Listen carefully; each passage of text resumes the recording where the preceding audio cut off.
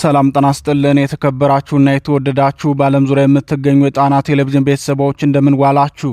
አክብሮታዊ ሰላምታችን በያላችሁበት የምድር ዳርቻ ሁሉ ከጣና ቴሌቪዥን ዜና ክፍል ይድረሳችሁ እያልን የዕለቱን የነሐሴ 9 ቀን 2018 ዓ.ም የጣና ቴሌቪዥን የሰዓቱን ዜናችን ርዕሶቹን አስቀድመን እናስደምጣችኋለን። በጎንደር ግንባር የተካሄደውን የሌሊት ዘመቻ ፋኖ አክሽፌዋለሁ ሲል አስታወቀም። በበላይ ዘለቀ ዕዝ ስር የሚገኘው 202ኛ ኮር በማዕከላዊ ጎንደር ጫንድባ አምባ ተራራ ላይ የተካሄደውን ውጊያ ተከትሎ ድል መቀዳጀቱን ገልጿል። በቀዳሚነት ይደመጣል። በሌላ በኩል በራያ ግንባር አዲስ የተከፈተው ውጊያ የቀጠናውን የጸጥታ ሁኔታ አነጋጋሪ አድርጎታል። ህወሓትና ብልጽግና ውጊያውን አርፍደውበታል። በቆቦ አካባቢ የተካሄደውን ውጊያ፣ የተፋላሚ ኃይሎችን እንቅስቃሴና በንጹሃን ላይ የደረሰውን ጉዳት በዝርዝር እናቀርብላችኋለን። በዚሁ አውደ ውጊያ ግንባር ከ3 ክፍለ ጦር የተገኙ ወታደሮች ትጥቃቸውን ይዘው ፋኖን ተቀላቅለዋል የሚለው መረጃም የዕለቱ ዜናችን አካል ነው። ከኢትዮጵያ ድንበር አልፈን ወደ ቀጠናው ስንመለከት የሱዳን ጦርነትና በኢትዮጵያ እየታዩ ካሉ የወታደራዊ ውጥረቶች ጋር ያለው ትስስር አሁንም የቀጠናውን ፖለቲካ ሰቀዞ ይዞታል። በሱዳን ያለውን የፈጥኖ ደራሽ ኃይል ሁኔታና በኢትዮጵያ የሚነሱትን ተያያዥ ጉዳዮች እንዳስሳለን። እነዚህንና ሌሎች ዜናዎችን አካተናል። እስከ ዜናችን ፍጻሜ ድረስ አብራችሁን እንድትቆዩ እንጋብዛለን። ወደ ዝርዝር ዜናዎቹ እናልፋለን።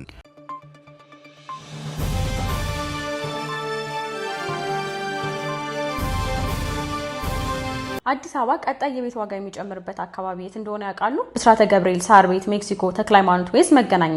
እነዚህ ዋጋቸው ከፍተኛ በሆኑ የከተማችን ቦታዎች ላይ ተመጣጣኝ ዋጋ ያላቸውን ቤቶች ከ3 ሚሊዮን ብር ጀምሮ እስከ 6.5 ሚሊዮን ብር ድረስ ከፍተኛና እውነተኛ ቅናሽ የተደረገባቸው እነዚህ ቤቶች ባለ 1 መኝታ ከ60 ካሬ እስከ 98 ካሬ፣ ባለ 2 መኝታ ከ85 ካሬ እስከ 137 ካሬ፣ ባለ 3 መኝታ ከ120 ካሬ እስከ 200 ካሬ ድረስ ይገኛሉ።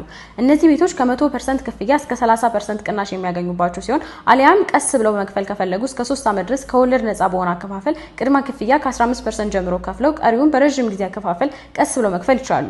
ሁሉም ሳይቶቻችን ላይ ለመኖር አስፈላጊ የሆኑ መሰረታዊ ነገሮች እንደ ከርሰ ምድር ውሃ፣ ዘመናዊ የሰውና የዕቃ ሊፍቶች፣ ጂም፣ ስፓና የልጆች ማቆያና ኢቨንት ስፔስ ከበቂ መኪና ማቆሚያ ጋር የተሟላላቸው ናቸው። ከሀገር ውጭ ለምትኖሩ ኢትዮጵያውያንና ትውልደ ኢትዮጵያውያን ደግሞ እዛው ባላችሁበት ሀገር የሽያጭ ውላችሁን በዲኤችኤል አማካኝነት ልከንላችሁ እንዲሁም ካላችሁበት ሀገር ናችሁ ክፍያ የምትፈጽሙበት ሁኔታ አመቻችተናል። ለበለጠ መረጃ ከታች በተቀመጠው ስልክ ቁጥር ይደውሉልን።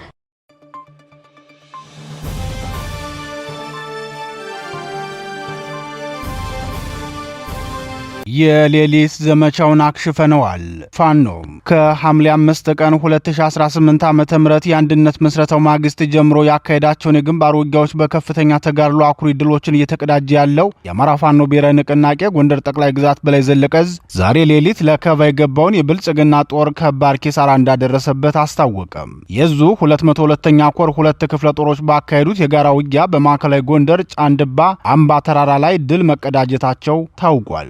ጄኔራል ብርሃኑ በቀለ በዳዳ የሚመራውና ከፍተኛ ቁጥር ያለው ሰራዊትም የልወድም ክምችት ይዞ ወደ ጎንደር የገባው የብልጽግናው ሰሜን ምዕራብ ዕዝ ሰራዊት በዚሁ ቀጠና ተከታታይ ምት የደረሰበት ሰራዊቱ መሳሳት ቢገጥመውም ትናንት ምሽትም ለተመሳሳይ እኩይ ዓላማ በሌሊት ለከባ ዘመቻ ወስዶ ተሰማርቶ ነበር። ሆኖም የጎንደር ጠቅላይ ግዛት በላይ ዘለቀ ዕዝ በጌምድርና ዞበልጃኖ ክፍለ ጦሮች ከምሽቱ 5 ሰዓት ላይ ባደረጉት የቅንጅት ውጊያ የብልጽግናው ሰራዊት ከፍተኛ ሰዋዊና ቁሳዊ ኪሳራ ደርሶበት የተረፈ ኃይሉን ይዞ ወደ መጣበት እንዲመለስ ተደርጓል። የጠላት ሰራዊት ህዝብ ላይ በሚፈጽመው ግፍ ወገናችን ከባድ ዋጋ ሲከፍል ቆይቷል ሲል የገለጸው የ202ኛ ኮር ህዝብ ግንኙነት ክፍል በተለይም በቀጠናው 2 ዕዝ ሆነን መቆየታችንና በመካከላችንም ልዩነት መኖሩ ለጠላት ትልቅ መግቢያ በር ሆኖት ቆይቶ ነበር። የተለያዩ ስልቶችን እየተጠቀመ ጠላት በህዝባችን ላይ የበዛ ስቃይ ሲፈጽም ቆይቶ ነበር። አሁን ላይ የተመሰረተውን አንድነት ተከትሎ ጠላት መግቢያ ቀዳዳው ጠቦበታል። በዚህ የተነሳም ጠላት በተለመደው መንገድ ለመተግበር ይዞት የሚመጣውን ስምሪት በተናበበና በተቀናጀ መንገድ የመከትን ከባድ ኪሳራ እያደረስንበት ነው። ትናንት ምሽትም ለተመሳሳይ ከባቢ ቢመጣም ከፍተኛ ምት መተነው ኪሳራውን ተሸክሞ ተመልሷል ሲል አስታውቋል። የኮሩ ህዝብ ግንኙነት አክሎም ከአንድነታችን ማግስት ያለን የሰራዊት ብቃት መናበብና ውጊያን የመፈጸም ዝግጁነት አድጓል። በዚህም ምክንያት የጠላትን ሰርጎ የመግባትና የዘረፋ አጀንዳ ያለምንም ቅድመ ሁኔታ ማክሸፍ የቻለ የሰራዊት ስትራቴጂካዊ ብቃትም አሳይቷል። የተናበበና የተቀናጀ አንድነት ብርቱ ክንዳችንን የቀመሰው የጠላት ሰራዊቱ ኃይሉን አጠናክሮ በተደጋጋሚ ለወረራና ላፈና የሚያደርገውን ዘመቻ ቢያጠናክርም በፍጹም ሊሳካለት አልቻለም። የጠላት ሰራዊት ዛሬም በልማደኛዋ ኳክ ላይ በድጋሚ ከንጋቱ 11 ሰዓት እስከ 2 ሰዓት ውጊያ ከፍቶ የነበረ ቢሆንም በተደረገው ከባድ የጨበጣና የደፈጣ ውጊያ የጠላት ኃይል ከፍተኛ ሰዋዊና ቁሳዊ ውድመት ደርሶበታል። የህዝብ ልጅ የሆነው ታጋይ ኃይልም ባለበት ቦታ ሁሉ ፍትህና ሰላም ይሰፍናል፣ የጨለመው ኃይል በህዝብ እጅ ይደመሰሳል ሲል የፋኖን ትግል ብቃትና የማሸነፍ ስነ ልቦና ደረጃ ተናግሯል። ይህ በእንዲህ እንዳለ የአማራ ፋኖ ብሔራዊ ንቅናቄ ጎንደር ጠቅላይ ግዛት በላይ ዘለቀ ዕዝ የአንድነት ምስረታውን እውን ማድረጉን ተከትሎ የኦህዴድ ብልጽግናው ዘር አጥፊ ስርዓት ብቻ ሳይሆን የአማራን ርስት የመውረር የማይነጥፍ ምኞትና እቅድ ይዞ ጦር እያዘጋጀ ያለው ህወሓትም ከፍተኛ እቅድ መበላሸት ገጥሞታል። ሆኖም እቅዱን ከልሶ በሱዳንና በቤንሻንጉል ጉሙዝ ክልል በኩል የውጭ ኃይሎችንና አጋዦችን ተጠቅሞ በዚያው ጎንደር ቀጠና ላይ ያለውን ተልዕኮ ተቀባይ ኃይሉን በማቀናጀት ጎንደር ላይ ቀውስ የመፍጠር ሐሳቡን ወደ መሬት ለማውረድ እየሰራ መሆኑን የጣና ቴሌቪዥን ወታደራዊ የደህንነት ምንጮቻችን ገልጸዋል። ይህን ክፉ እቅዱን ለመፈጸም ደግሞ በዋናነት የአገው ሸንጎ የቅማንት ኮሚቴ የጉምዝ ታጣቂንና የጎንደርን አንድነት ለመቀበል ፈቃደኛ ያልሆኑ ኃይሎችን የጥምረቱ አካል አድርጎ ቀጠናውን የማወክ እቅድ መያዙን ከጥምረቱ አባላት የሚወጡ የድምፅ ቅጅ ማስረጃዎች አጋልጠዋል። በዚህ ጉዳይ ጣና ቴሌቪዥን በተከታታይ የጥንቃቄ መረጃዎችን ሲያደርስ መቆየቱ የሚታወስ ሲሆን ወደፊትም መረጃዎችን ተከታትለን የምናደርስ ይሆናል።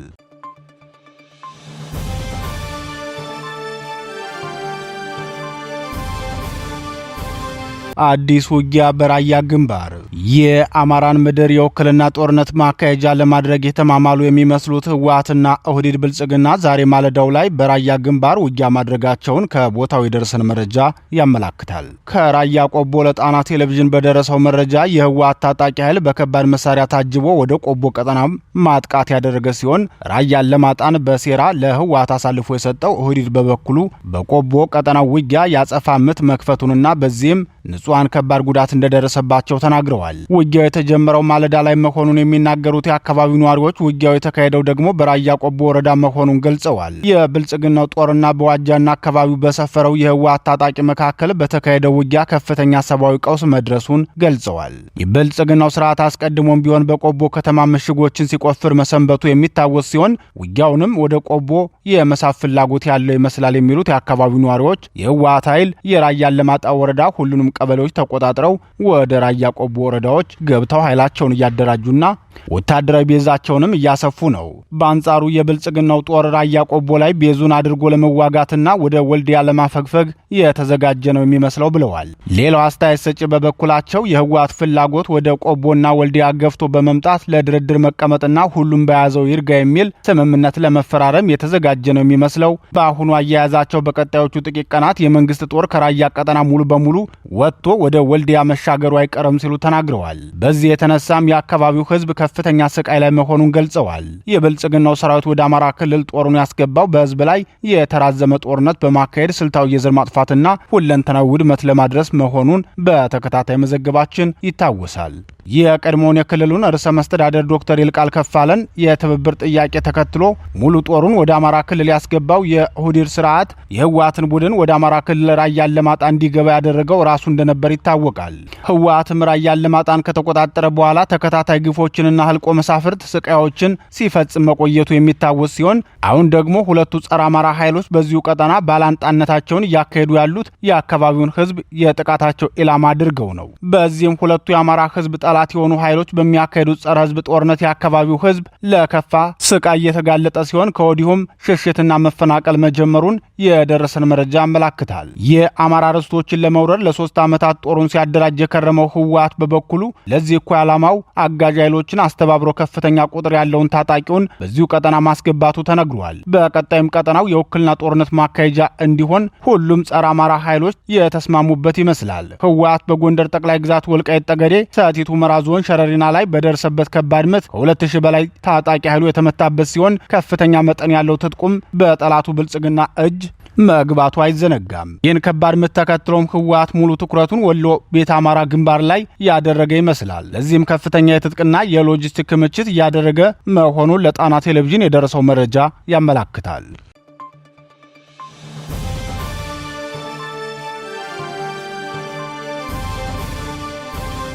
የሶስት ክፍለ ጦር አባላት ፋኖን ተቀላቀሉ። ቀውስ ጠማቂው ብልጽግና የራሱ ሰራዊት የሚያደርገውን ክደት አጠናክሮ ቀጥሏል። ያለፉትን 7 ዓመታት በተራዘመና ክፉ ዓላማ ባለው ጦርነት እያሰለፈ የሚገኘው የብልጽግናው ሰራዊት ቀስ በቀስ የስርዓቱን ነውረኝነት በመረዳት ሙሉ ትጥቁንና የስርዓቱን ወታደራዊ መረጃ እንደያዘ ፋኖን መቀላቀሉን አጠናክሮ ቀጥሎበታል።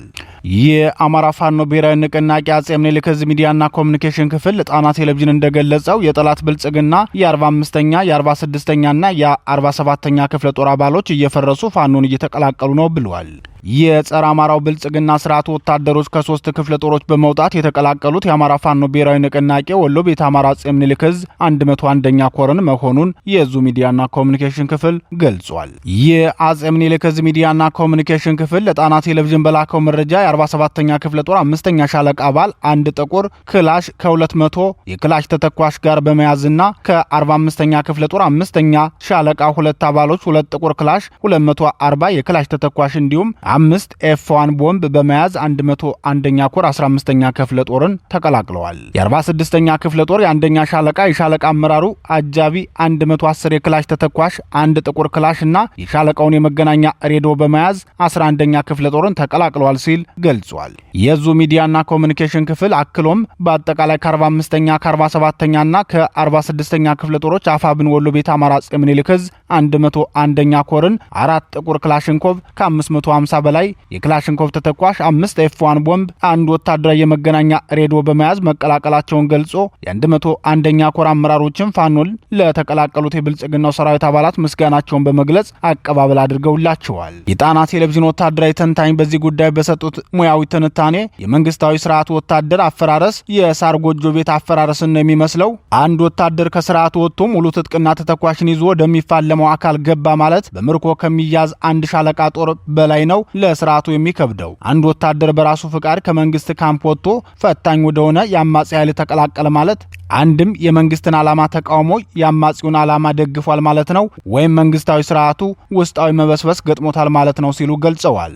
ወታደራዊ ተንታኙ ሲቀጥሉም የደርግ መንግስት የደረሰበትን የናደው ዕዝ መፍረስን በማስታወስ ነው። የደርግ መንግስት ጄኔራል ታምራት አይኔን አስመራ ላይ ክብራቸውን ገፎ በሰራዊታቸው ፊት ከገደላቸው በኋላ ናደው ዕዝ ሙሉ በሙሉ ፈርሶ የተወሰነው ወደ ሻቢያ በራሱ ፍቃድ ሲቀላቀል፣ ቀሪው በምርኮና በጉዳት በሻቢያ እጅ ገብቷል። የተረፈው ደግሞ ወደ ሱዳን በመኮብለል ራሱን አትርፏል። ይህን ታሪክ የሚያስታውሱት ወታደራዊ ተንታኝም የኦህዴድ ብልጽግናው ሊቀመንበርና የደርግ ኢሰፓው ሊቀመንበር ኮሎኔል መንግስቱ ኃይለማርያም ተመሳሳይና ስሁት መንገድን መምረጣቸው ፍጻሜያቸው ተመሳሳይ እንደሚሆን ገልጸዋል። የብልጽግና ሰራዊት የሚያሳየው ተደጋጋሚና ተከታታይ ኩብለላ ከወዲሁ የስርዓቱን መውደቅ የሚያመላክት መሆኑን ተንታኙ ይናገራሉ።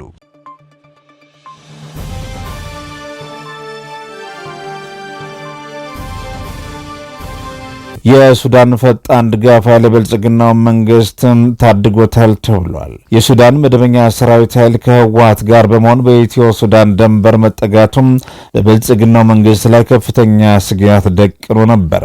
የሱዳን ፈጣን ድጋፍ ኃይል ግን በኢትዮጵያ ድንበር አቅራቢያ የምትገኘውን ቁልፍ ከተማ መቆጣጠሩም ለብልጽግናው ትልቅ እፎይታ ነው የተባለው።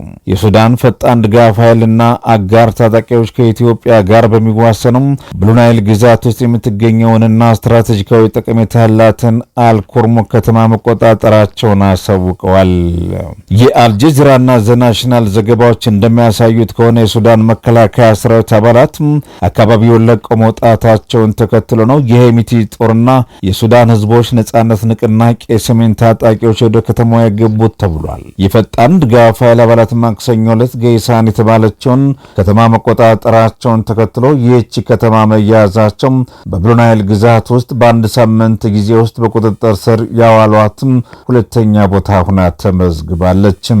የአልኩርሙክ ስትራቴጂካዊ መገኛ ለብልጽግና ልዩ ትኩረት የሚሰጥ በመሆኑ ፈጣን ድጋፍ ኃይል ሰጭም ብልጽግናን ታድጎታል በማለት በሰፊው የተዘገበው ከተማዋ የሱዳን ብሉ ናይል ክልል ከኢትዮጵያ ጋር የሚያገናኘውን ዋና የድንበር ተሻጋሪ መስመር ላይ የምትገኝ መሆኗ በደቡባዊ ሱዳንም ቅርብ ነች። ይህ በእንዲህ እንዳለም የሱዳን መንግስት የሄሚቲ ጦር ከኢትዮጵያ ግዛት ውስጥ ሆኖ ጥቃቶችን ይሰነዝራል ሲል በተደጋጋሚ የከሰሰ ቢሆንም ብልጽግና ግን የሄሚቲ ኃይሎች የሚጠቀሙበት ካምፕ በግዛቴ ውስጥ የለም ሲል አስተባብሏል። አሁንም ፈጣን ድጋፍ ኃይል ቁጥጥር ስር የገባቸው አልኩርሙክ ከብሉ ናይል ግዛት ከተማ አዳማ ዚን በ140 ኪሎ ሜትር እንዲሁም ለሱዳን ዋና የኤሌክትሪክ ኃይል ምንጭ ከሆነው የሮሴሪ ግድብ በ160 ኪሎ ሜትር ርቀት ላይ ትገኛለች።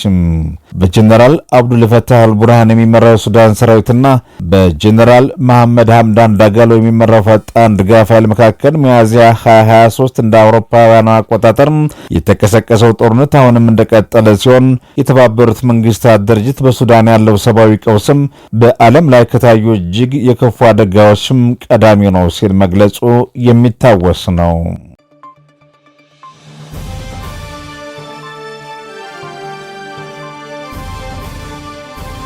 ወደ ዓለም አቀፍ መረጃ ስናልፍ አሜሪካ በሆርሙዝ ላይ ያሳለፈችው ውሳኔ ኢራናውያንን እጅግ አስቆጥቷል። እስራኤልም ስምምነቱን ጥሳለች። ሩሲያ እግረኛ ጦሯን የተመለከተም አነጋጋሪ መረጃ ወጥቷል። በዝርዝር እንመለከተዋለን። የዓለም የነዳጅ አቅርቦት የደም ስር በሆነውና ከፍተኛ ስትራቴጂካዊ ጠቀሜታ ባለው የሆርሙዝ ወሽመጥ ዙሪያም በዩናይትድ ስቴትስና በኢራን መካከል ያለው ሰጥ አገባ ወደ አደገኛ ወታደራዊና ዲፕሎማሲያዊ ፍጥጫ መሸጋገሩ ተሰምቷል። ይህ አዲስ ውጥረት ያገረሸው የዩናይትድ ስቴትስ ፕሬዝዳንት ዶናልድ ትራምፕ ይህንን ወሳኝ የባህር በር በቅርቡ የአሜሪካ ግዛት አድርገው ሊያውጁት እንደሚችሉ መናገራቸውን ተከትሎ ነው። የፕሬዝዳንት ትራምፕ ያልተጠበቀና ጠንካራ ይገባኛል ጥያቄም አሜሪካ በቀጠናው ያላትን የባህር የበላይነትና የጂኦፖለቲካ ተጽዕኖ በከፍተኛ ደረጃ ለማሳደግ የተወሰደ እርምጃ መሆኑን የፖለቲካ ተንታኞችም እያብራሩ ይገኛሉ።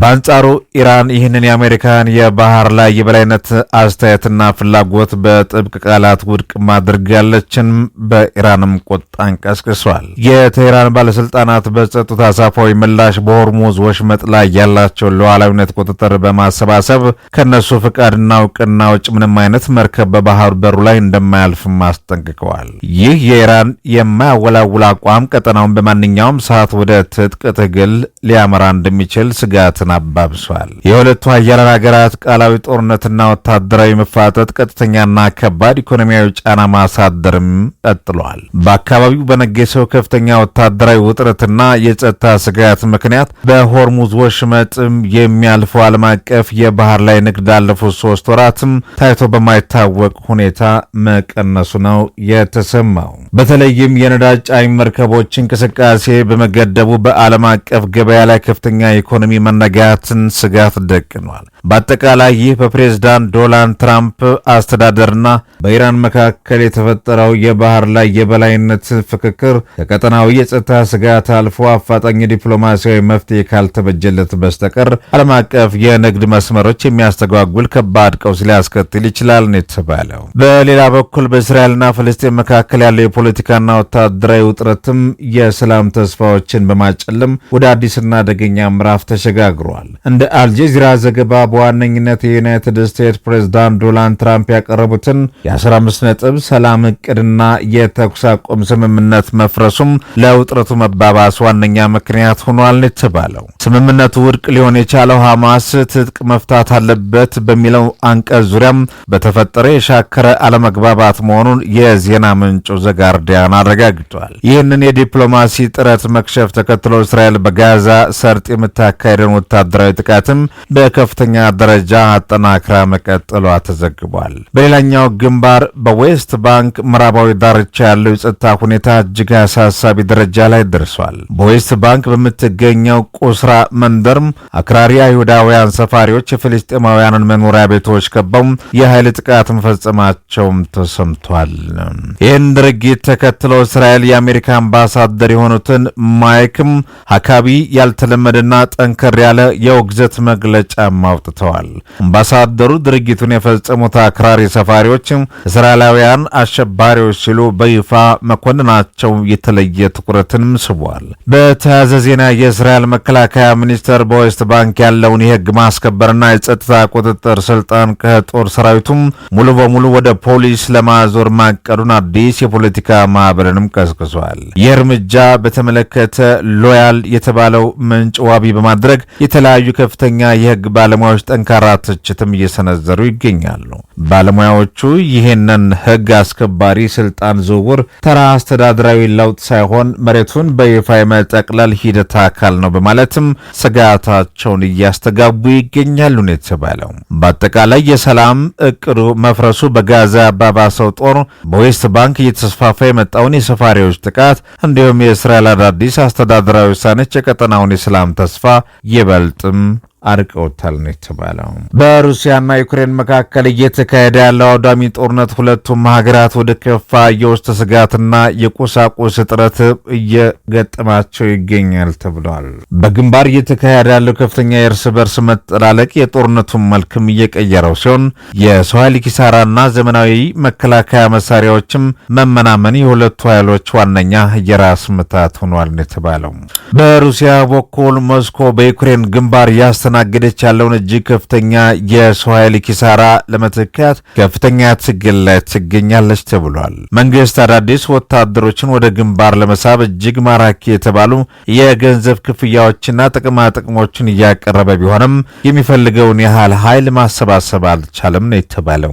ይህ ሁኔታ በሩሲያ ሕዝብ ዘንድ ከፍተኛ የፍርሃት ድባብ የፈጠረ ሲሆን መንግስት የኃይል እጥረቱን በአፋጣኝ ለመቅረፍ በማሰብ በቅርቡ ሁለተኛ ዙር የጅምላ ክተት አዋጅ ሊያውጅ ይችላል የሚል ጠንካራ ስጋትም እያንዣበበ ይገኛል። ይህ የግዳጅ ውትድርና ስጋት በሀገር ውስጥ የፖለቲካ መረጋጋትና ማህበራዊ ስነ ልቦና ላይም ከፍተኛ ጫና እያሳደረ ይገኛል የተባለው። በሌላኛው የጦር ጫፍ ዩክሬን የሩሲያን ተከታታይ የአየር ላይ ጥቃት ለመመከት የምታደርገው ጥረት በከፍተኛ የጦር መሳሪያ እጥረት ክፉኛ እየተፈተነ ይገኛል። የዩክሬን ፕሬዝዳንት ቮሎዲሚር ዜሌንስኪ በቅርቡ ባደረጉት ንግግር ሩሲያ በከተሞቻቸውና መሰረተ ልማቶቻቸው ላይ እያዘነበች ያላቸውን አውዳሚ የባላስቲክ ሚሳይል ጥቃት ለማክሸፍ የሚያስችል የአየር መከላከያ ስርዓት እጥረት እንደገጠማቸው በድጋሚ አረጋግጠዋል። በተለይም እጅግ ወሳኝ የሆነው ዘመናዊ የፓትሪዮት ሚሳይል አማካኝነት በበቂ ሁኔታና ወቅቱ በማግኘት ባለመቻላቸው የዩክሬን ሰማይ ለሩሲያ የባላስቲክ ሚሳይሎች ተጋላጭ እንዳደረገው ፕሬዝዳንቱ በምሬት አሳስበዋል። በአጠቃላይ የጦርነቱ ወቅታዊ የጥንታኔ መልክዓ ምድር የሚያሳየው ሁለቱም ወገኖች በከፍተኛ የሀብት መመናመን ውስጥ መዘፈቃቸውን ነው። ሩሲያ የተሟጠጠውን የሰው ኃይሏን በግዳጅ ውትድርና ለመተካት አጣብቂኝ ውስጥ በገባችበት እንዲሁም ዩክሬን ህልውናዋን ለማቆየት የሚያስችለውን ወሳኝ የአየር መከላከያ ጥረትም እየተጋፈጠች ባለችበት በዚህ ወቅት ጦርነቱ ይበልጥ ውስብስብና የሰዎችን ህይወት በከፍተኛ ደረጃ የሚቀጥፍ አደገኛ ምዕራፍ ላይ ይገኛል ሲል ዘ ጋርዲያን ዘግቧል።